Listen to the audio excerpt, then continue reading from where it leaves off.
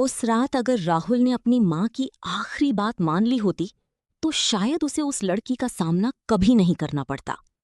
कहानी आखिरी कॉल। राहुल शहर का एक बेफिक्र लड़का था।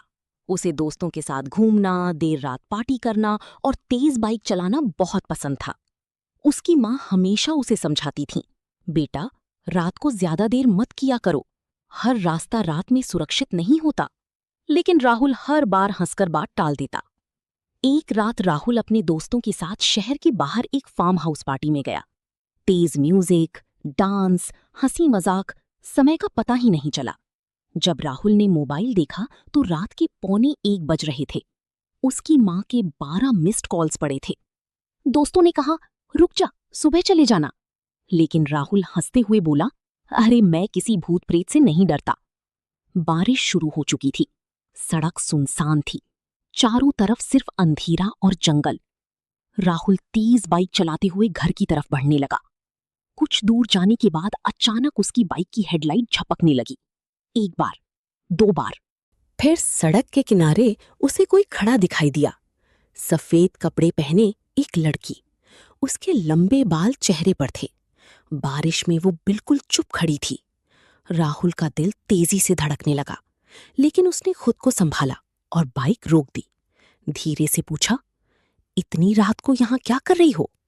लड़की ने बहुत धीमी आवाज में कहा, क्या आप मुझे आगे वाले मोड़ तक छोड़ देंगे?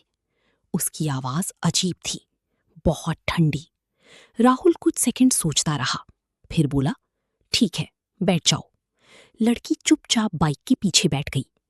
राहुल ने महसूस किया कि अचानक आसपास की हवा बहुत ठंडी हो गई है। उसने बाइक आगे बढ़ाई। पूरे रास्ते लड़की एकदम शांत रही। ना कोई बात, ना कोई हरकत, सिर्फ उसकी धीमी सांसों की आवाज। कुछ देर बाद राहुल ने बात करने की कोशिश की, तुम्हारा नाम क्या है? कोई जवाब नहीं। कहाँ रहती हो? फिर भी सन्नाटा। अब राहुल को डर लगने लगा। उसे महसूस हुआ जैसे पीछे बैठा इंसान धीरे धीरे और भारी होता जा रहा है। बाइक की स्पीड कम होने लगी। तभी राहुल की नजर बाइक के शीशे पर पड़ी और उसका खून जम गया। शीशे में पीछे बैठी लड़की का चेहरा दिखाई नहीं दे रहा था, सिर्फ काले बाल और 2 सफेद आंखें। राहुल घबरा गया। उसने तुरंत बाइक रोक दी, लेकिन जैसे ही पीछे मुड़कर देखा, वहां कोई नहीं था। सुनसान। सड़क पूरी खाली थी। बारिश और तेज हो चुकी थी। राहुल के हाथ कांपने लगे। तभी उसका फोन बजा। स्क्रीन पर लिखा था, मां कॉलिंग।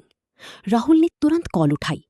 उधर से उसकी मां रोती हुई बोली, राहुल अभी घर आ जा। अभी खबर मिली है कि जिस सड़क पर तू है वहां कई साल पहले एक लड़की का एक्सीडेंट हुआ। अचानक उसके कान के बिल्कुल पास किसी लड़की की धीमी आवाज आई, मैं अभी भी तुम्हारे पीछे हूं।